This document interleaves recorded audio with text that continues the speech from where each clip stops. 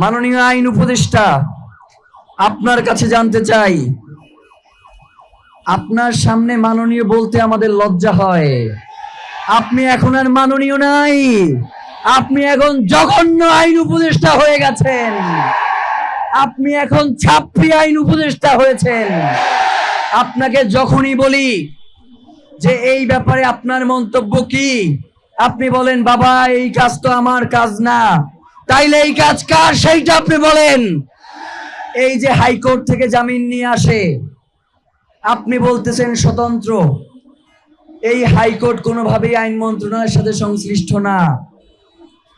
আমরা আপনাদের কাছে জানতে চাই, 5ই আগস্ট পর্যন্ত এবং উপদেষ্টা হওয়ার আগ পর্যন্ত আপনি তো সবসময় ছাত্রদের ঘাড়ে বন্দুক রেখেই বসেছিলেন।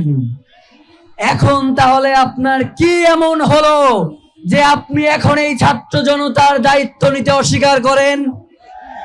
ইতিপূর্বেও আপনাকে বিভিন্নভাবে আমরা জানিয়েছি, আমরা আপনাকে বলেছি যে আপনি কিন্তু কোনোভাবেই এই দায় এড়াতে পারেন না।